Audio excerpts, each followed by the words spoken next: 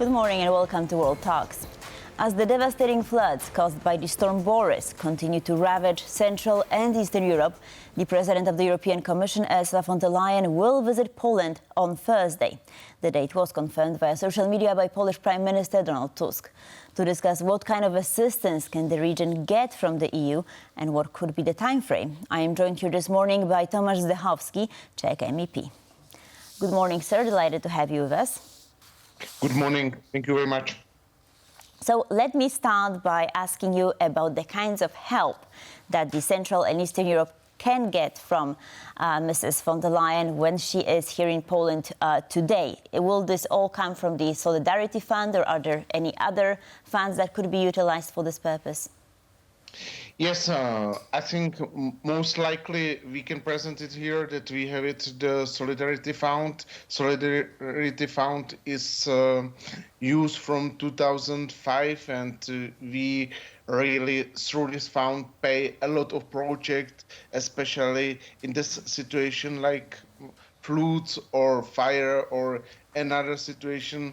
Also, I think this is the best way how to send very quickly money to the countries, to the Czech Republic, Poland, Slovakia, Hungary, Romania. And I think this is main topic of discussion with Ursula von der Leyen, how to manage it.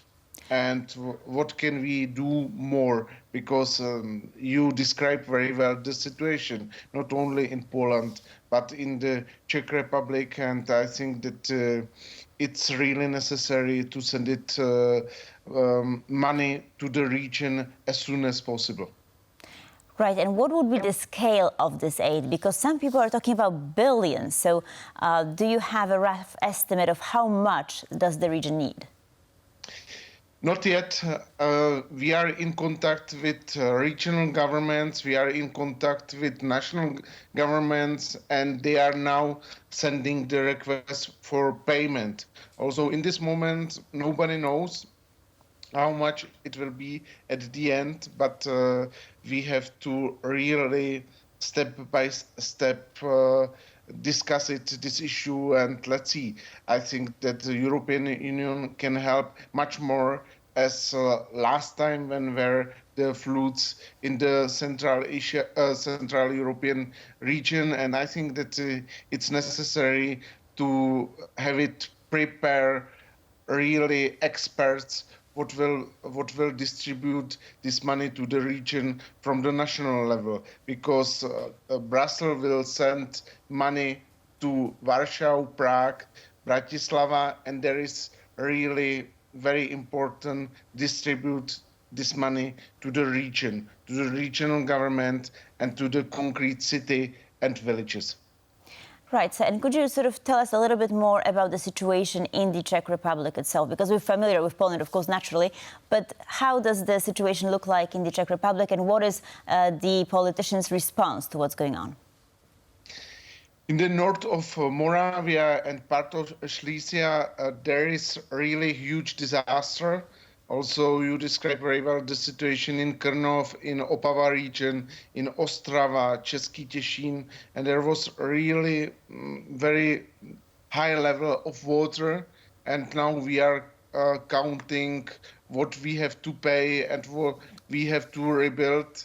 The situation in other region is not so bad, because we had it there very good preparation, and our government was very well prepared for this water. And we take the recommendation from the army and from all institutions, Ministry of Agriculture, etc. And we prepare especially Prague for this water also. It was not so huge disaster, but still we are now discussing what we can do more, because it's much more about prevention, and state has its prevention role, how to stop it. This special occasion when the water is growing very quickly, and really do maximum for our citizens, that they will be safe and healthy, especially in these special times what are repeating one times in 20 years. Also, this is the issue what we are now discussing. And what is the role of the NGOs, especially in the Czech Republic? Do any organizations stand out, for instance? Yes, all the NGOs are helping a lot. I have to say that they are doing amazing job, and especially volunteers around all the Czech Republic what have it time went to this region and are helping, and people are standing together.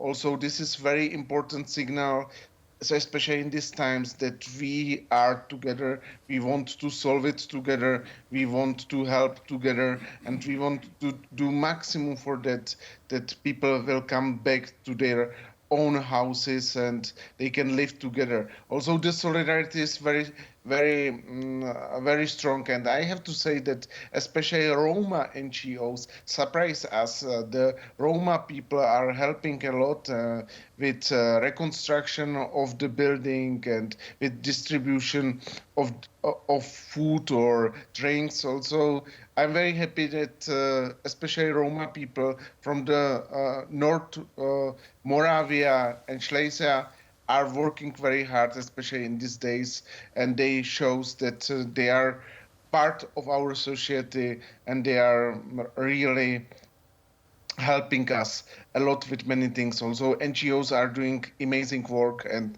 thanks of all them what they are doing. And last but not least, army is working very hard. We sent it 2,000 soldiers to these regions, and army, especially now, has it prepare all the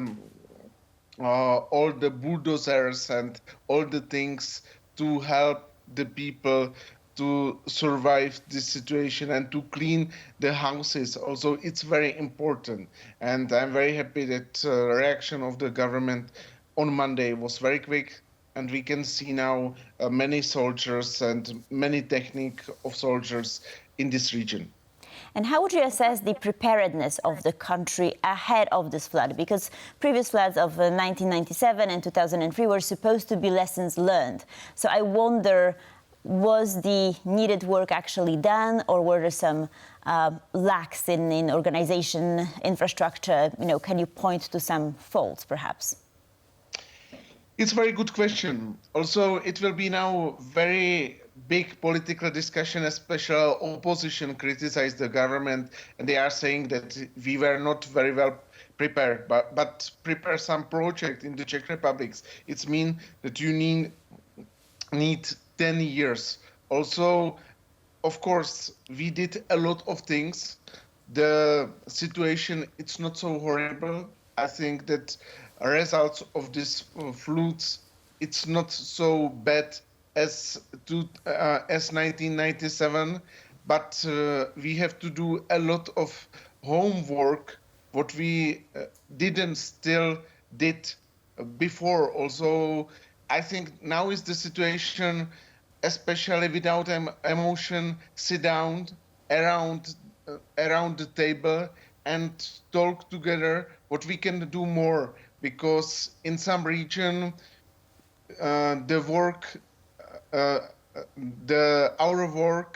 our homework wasn't very well, and we have to do more, especially in Krnov, in Opava region, and there will be discussion of what we can do there with the rivers in the region, of we will stop them or we will do much more polters, or another issue, how to stop water in this region and don't send this water through the city to the Poland.